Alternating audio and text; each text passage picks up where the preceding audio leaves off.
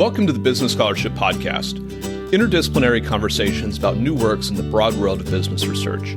I'm your host, Andrew Jennings.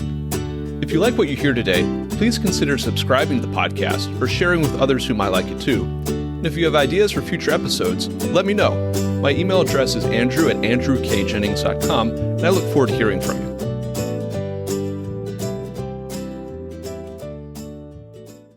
Our guest today is Faith Stevelman, professor of law at New York Law School. We'll be discussing her forthcoming article, Boards and Information Governance, which is co-authored with Sarah Hahn and is forthcoming in the University of Pennsylvania Journal of Business Law. Faith, welcome to the Business Scholarship Podcast. Thank you so much. Faith, in this article, you note that boards have followed an agency cost monitoring paradigm when it comes to corporate governance. And you also note that when it comes to policy considerations that are unrelated to shareholder value, they've followed what you identify as a separate realm approach. What do you mean by that? And what are some of the failings of these approaches that you identify in the paper? Thank you for that question. What we're doing in the first half of this paper, and again, you mentioned my co-author, and it's been fabulous to work with another scholar. And I also to thank you that I really do think of scholarship as a conversation and think that's extremely important. So essentially, in the first half of this paper, we're in conversation with the last 40 years of corporate law scholarship and corporate governance. And corporate law scholarship and corporate governance, as you said, has been shaped around this shareholder primacy idea. And it's really structured all of corporate law scholarship. You either embraced it or you grappled with it. And I think it's fair to say that that idea grew out of economic writing in this period that believed that growth was going to solve all problems, that if we just maximize growth, that everyone would be better off. And so this translated into the corporate law realm as promoting profitability for shareholders. And then the monitoring board idea was the idea that that's what boards would do, that boards would be instrumental in making sure that corporate executives were engaged in maximizing profits for shareholders. Frankly, this yielded a very narrow view of what the board's role would be. And I think the father of the monitoring board was Mel Eisenberg. And then this was refined over time, consistent with this economic focus growing out of Jensen and Meckling and Fama and Jentz and then Easterbrook and Fischel, so that the role of the board was to surveil self-dealing and limit self-dealing and surveil CEO indolence that might be creating shortfalls in corporate profit. And if there really was a problem, then to replace the CEO. And of course, compensation was also used as a way to incentivize the CEO. And the monitoring model relied very heavily on outside directors. This was increasingly evident in state corporate law decisions. And these decisions looked at boards in very particular contexts, in mergers and acquisitions and in response to shareholder derivative litigation and the demand requirement, or in cleansing the Tate votes. But interestingly enough, state corporate law did not look at boards as leaders. And the idea was that the shift to outside directors meant perforce a kind of a shortfall in directors being informed about what was really happening within their company and what the possibilities for their company would be. And so shareholder primacy on the monitoring board and outside directors worked on the idea that these outside directors could look at stock prices. And if the company's stock price was hanging in there with its competitors, was basically doing okay, then the directors could kind of stand down. And we find lots of problems with that. Obviously, the COVID crisis and what it's done to stock market prices is the most obvious example. Directors can't wait to see where stock prices are going to go. There's so much uncertainty. And it really puts an emphasis on leadership of boards along with the C-suite. And if boards and companies don't lead, if they don't figure out what they need to do, then they may not have a company to go back to when the situation passes. And before the COVID crisis, there were still all kinds of problems with reliance on stock prices. And what the most illustrative exemplar of this way of talking about corporate governance and corporate boards is Jeff Gordon's article in the Stanford Law Review, The Rise of Independent Directors, 1950 to 2005. He's done a magnificent job of talking about the development of this school of thought. But I think even Jeff would say that there are problems with that paradigm. Many scholars have looked at the problem of stock markets favoring short-termism. We've looked at problems of whether stock markets can impound complex information. There's confidential information that doesn't get to the stock markets. And so there's been all kinds of problems with reliance on stock markets. What we focus on in the paper is that the absence of a discussion about board leadership and the absence of a discussion about boards in strategy, boards being informed enough to be part of the conversation about strategy, has meant that companies are really vulnerable to activist hedge funds. And maybe the activist hedge funds plan would be constitutive of greater value, or maybe the activist hedge funds are shakedown artists. It really puts the pressure on boards to figure out what kind of proposal this is. And as we said, if boards aren't steeped in the information economy of their firm, they're not going to be prepared to deal with this. So that's the first part of our paper. So on the subject of separate realms, this is a nomenclature that Sarah and I have come up with. But even though the nomenclature is ours, we see this as a very deep kind of tectonic presumption in corporate governance writing. I think it reflects many things. One of them is that, as I've said, the idea of shareholder primacy and the economic studies that are behind shareholder primacy, these all grew up in the late 1970s and then flourished in the 80s and 90s and beyond. And I think that at least in the early part of this period, companies were considered to be subject to state sovereignty. Companies were situated within a body of national law, and the administrative state and administrative regulation. And if you believe that companies are going to be systematically subject to a thick network of legal requirements, well, then it really may make sense to think of the purpose of the corporation to be profit maximizing. And then you can have ex post tax regulation to accomplish distributional goals. But I think it's clear that in the past 20 years, at least, and this also relates to the rise of technology. And of course, the rise of technology is the big super story in our paper. And I don't think anybody has written about boards and the rise of technology, which is really quite amazing because, of course, you did a podcast on financial technology and AI. You did a podcast on workers and their surveillance. And these are fascinating, very well-developed subjects. It's pretty remarkable that nobody before us has really dug in these issues of expanded information technology and boards and leadership. So what I was going to say is that expanded information technology is really responsible for the rise in the globalization of trade and commerce and supply chain firms and the altered structure of firms. So we've moved from hierarchies to networks. And that way of thinking, that reality doesn't fit into the idea of corporations being passive recipients of the laws of a nation state. And so I think the globalized asset-light firm has destroyed the subject to state sovereignty. The state will think about all of the welfare of the different participants of the corporation so that the corporation can focus only on growth. And of course, economics has changed. It was possible for economists in this period to think that growth would solve all problems.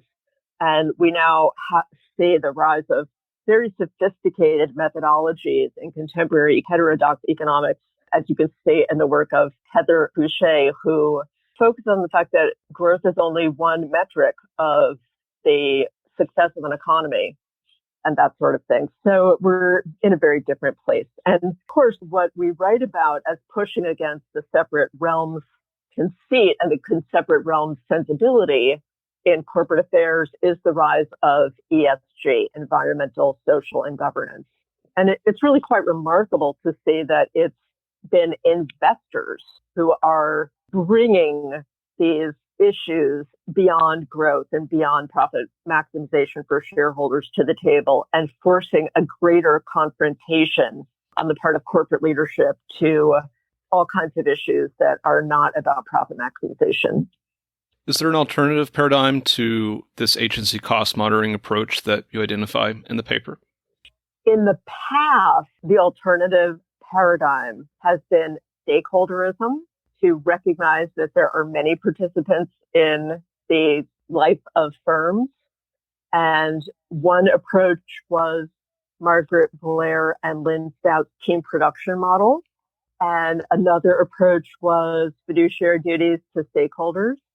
And what we're doing is really very different. We really feel like we need to find a way around this issue of, is corporate purpose about growth and profit maximization for shareholders, or is corporate purpose about stakeholderism and team production? And we really approach this issue, or the building of a paradigm, before we get to those allocative concerns. So our paradigm is information governance. And by information governance, we're looking at a movement away from exclusive reliance on stock prices. We're looking at boards as being a locus of leadership. We're looking at the end of a credible claim that CEOs control information flows. We're looking at the extraordinary rise in communication technology so that people are really constantly able to communicate. I'm able to do this with you from my home. And yet I feel like we're having a very vital conversation about the future of corporate governance. So directors are able to reach one another all over the world on the phone, through text, through sending attachments, the evolution of software creating board dashboards, the sending of attachments and the dashboards that are interactive. And then the creation of architecture of information technology within the firm. You know, you see this in the Caremark decision and in the outgrowth of the Caremark idea, as well as Sarbanes-Oxley's codification of the necessity of internal controls. We see a much more robust internal architecture of information flow that boards can reach into, so that they don't need to rely on the simplistic heuristic of stock prices. So our paradigm is information governance. We are offering that up as an alternative to shareholder primacy in the monitoring board, or stakeholderism, or team production. This paper has been in progress for a while. Little could you have known that this current global crisis that we are facing would come along as you were writing the paper, but you do address some of the implications of the COVID-19 crisis in the current draft that's available. How would this information governance approach interplay with the current crisis, and how might we see it emerge more clearly in the aftermath? Yes, many different ways. We, of course, don't deal with the public health dimensions of the crisis, but the fact that the crisis has driven people to their homes, and we're trying to keep some elements of an economy going remotely on the basis of our technology, absolutely plays into our paper. And our paper is trying to think about the future of firms and the future of board leadership in a world where we have this remote technology, and what it will do, as I said, to the nature of corporate leadership and to the nature of work. So we're seeing executives that are continuing to be able to work remotely. And then, of course, workers who are required to do on-the-ground deliveries and production and move things along through a supply chain. Those people out in the world are not as lucky as us to stay safe in a home. So I think the issue of inequality presents itself in a new way in the infotech information governance equality. That's one thing. information technology or information governance with respect to boards, there's already been a discussion of cyber risks and hacking that's been very well acknowledged. I think it's clear that boards in the future are going to have to be much more technology savvy. And we're seeing a chief information officer or chief technology officer rise to the level of the C-suite. And I think that boards are going to be engaged with that chief technology officer and chief information officer in thinking about what is it that I can know up to the moment about what's happening with my company. For example, there's a chance that we'll see lawsuits under Caremark about what did the board know and when did it know it? What should it have known? Did it have the information architecture to be aware that its supply chains in China were threatened for things that were vital? Or did the board fail to do enough to establish the systems of information gathering and reporting so that it would be ready to respond to a crisis like that? So that's one way. Another thing that's happening right now is virtual shareholder annual meetings. And of course, at annual meetings is because proxies are powers of attorney and not absentee ballots. The idea is that the proxies are voted at the annual meeting. And so what does a virtual annual shareholder meeting mean? We still have this conceit that somebody needs to be present at the meeting. In fact, it's required legislative changes. Some of the governors have approved these in a variety of states to be able to have fully remote meetings so that somebody is presenting the shares that have been voted at the meeting. And I think we're in this inflection point where the annual meeting, virtual annual meetings. Well, one question is whether firms will take advantage of this change to stay with annual meetings. Whether virtual annual meetings will remain the new normal or whether companies will go back to in-person meetings. Sarah and I think that probably there'll be a large shift to virtual annual meetings. And the question is whether the technology will evolve, which is to say whether boards will allow the technology to evolve to use these virtual meetings to expand shareholder inputs and shareholder voting, which of course is even more possible because the cost of collective action go down when you can talk on the phone or whether you can jump on your laptop. So we have the possibility of expanded participation through reduced costs of collective action that are possible with technology, or whether virtual annual meetings will be really a facsimile or simulacrum of governance. So it'll be more like kind of watching a movie on Netflix as opposed to being at a meeting. So the virtual annual meetings are another place that we see this evolution. Faith, in this paper, you talk about existing paradigms of corporate governance and you propose a new paradigm. What role have governance paradigms played, practically speaking, on the ground when it comes to how corporate governance is done in the United States? First of all, the second half of our paper really tries to dig into what is happening in the world that is not sufficiently recognized within the field of corporate law scholarship and corporate governance, and to see it differently. And one thing I wanted to say about that is that we look at corporate governance as a really expansive field, so that you have scholars who are actively in communication with lawmakers and judges and corporate lawyers and investment bankers and CPAs and bodies like the PCAB. And so what you and I and other corporate law scholars say about paradigms in governance can be really influential. And so one of the things that Sarah and I do is we look at the development of the requirements of audit committees. And within the field, audit committee work and risk management and legal compliance work were really derided within elite circles. And I think this was part of the idea that markets were the locus of governance, that market forces would force a discipline that would take care of things for the most part. So the takeovers take care of things and executive compensation incentives take care of things, and maybe sophisticated investors, institutional investors will be monitors. That will be a way of taking care of things. And thinking of board work on audit committees or board work and risk management was really derided as compliance, as kind of make work that arose principally from federal regulation. And we think that was a terrible mistake.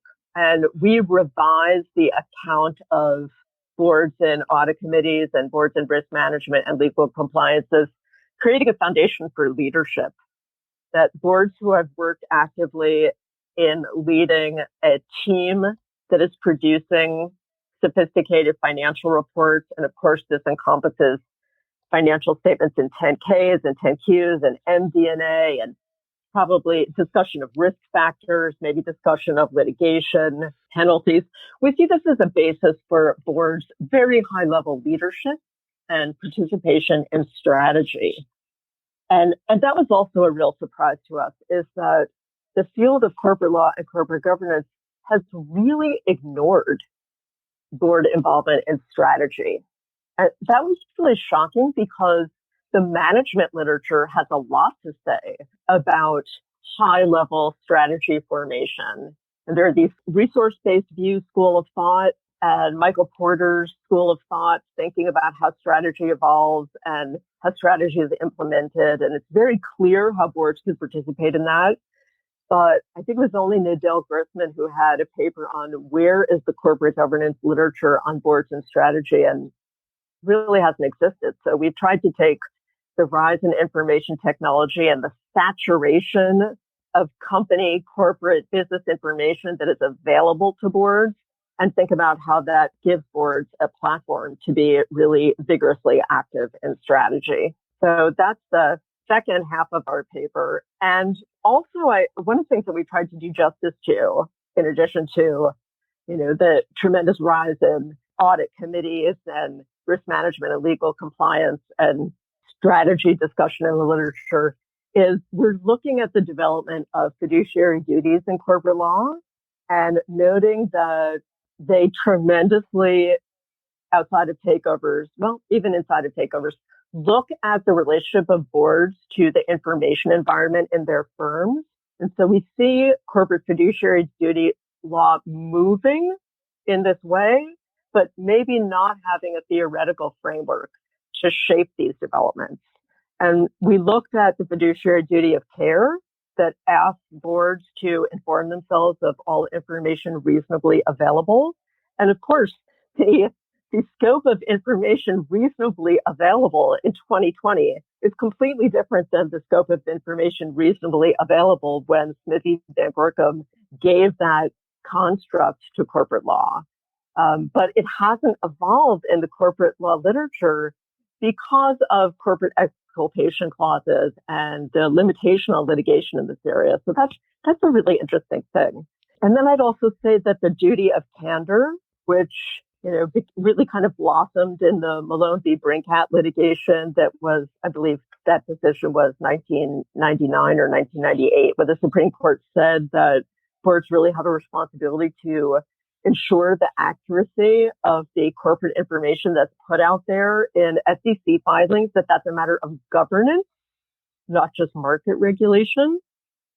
And so that was a really important decision in talking about tying board activity and board leadership to the promulgation of information and the information ecology within firms and then beyond firms.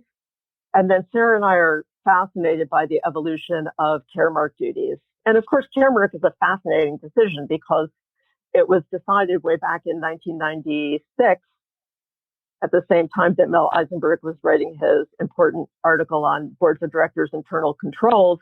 But it kind of stayed back there in the background because of the odd procedural posture of the case, a decision on a settlement, and then jurisprudentially, it was kind of weird. Was it about the duty of care or the duty of good faith or the duty of loyalty? So that it wasn't until 2006, I believe, that the Supreme Court affirmed these so-called caremark duties. And they have that affirmative part that is so much so relevant to our paper of saying that boards have an obligation to ensure that there is a reasonable, a good, and efficacious system of information gathering and reporting that goes from the bottom of the firm to the top of the firm. And you can see this reflected also at the federal level with whistle up the chain reporting that again goes back to 1995 in the Securities Litigation Reform Act, and then through Sarbanes-Oxley and also through Dodd-Frank's protection of whistleblowers.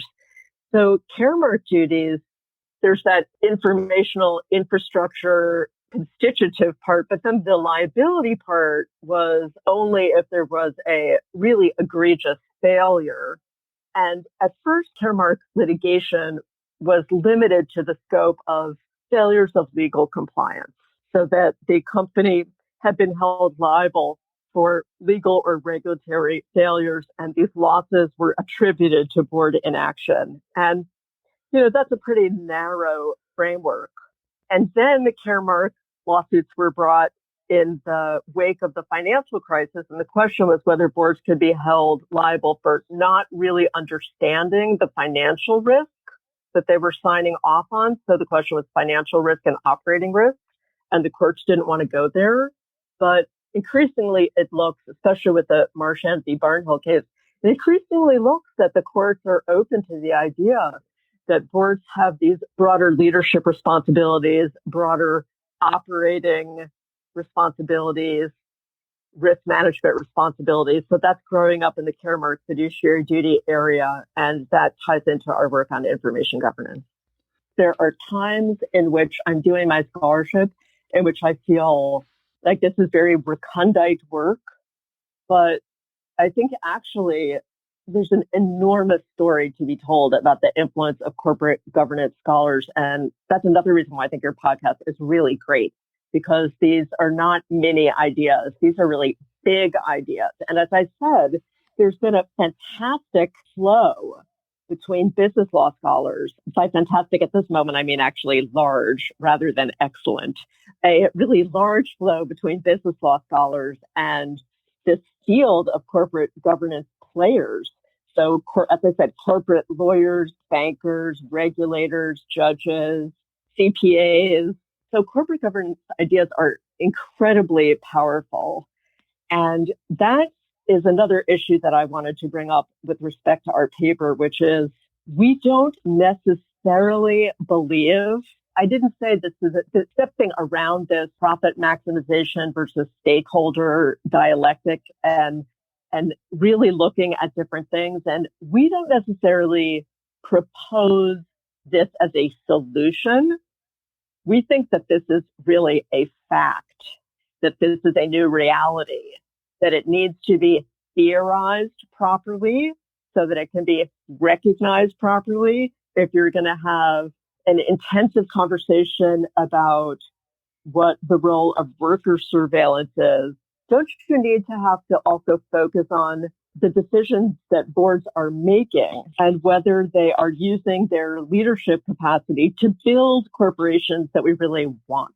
And at the end of the Financial AI podcast, your speaker talked about financial AI really needs to be serving the needs of people, of humans, and moving away from the old understanding of the purpose of the economy being growth. I heard someone say the purpose of the economy is to solve human problems.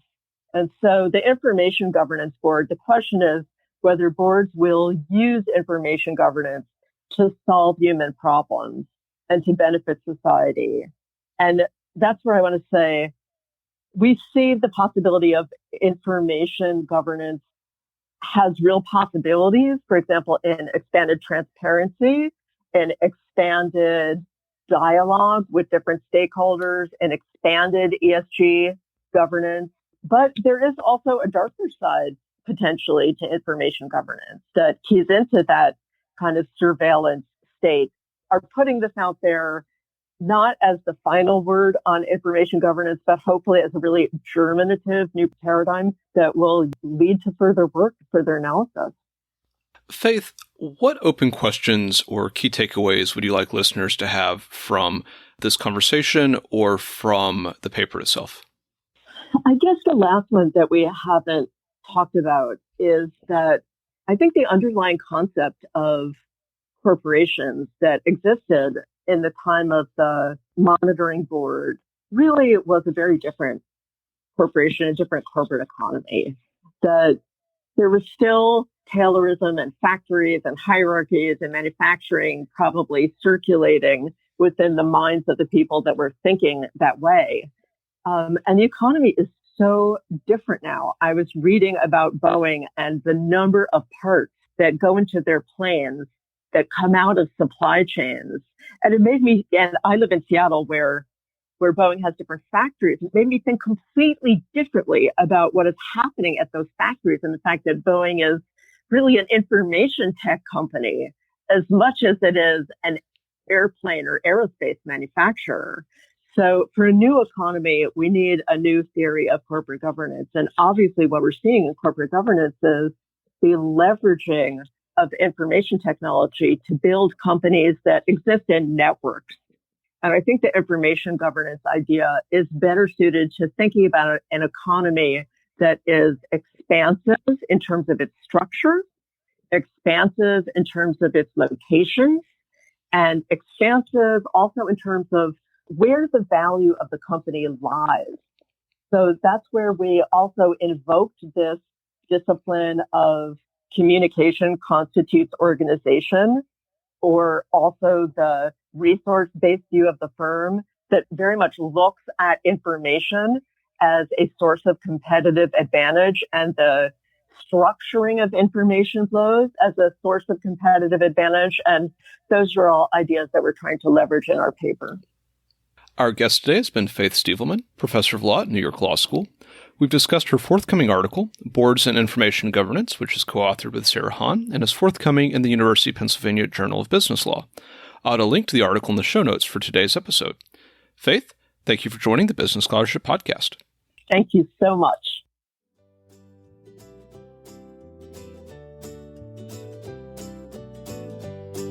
Thank you for listening to another episode of the Business Scholarship Podcast. If you like what you heard, please consider subscribing to the podcast or leaving a rating on your favorite podcast app, or let other people know about it too. If you have suggestions for future episodes, please let me know. My email address is andrew@andrewkjennings.com, and I look forward to hearing from you. Until the next time, I'm your host, Andrew Jennings.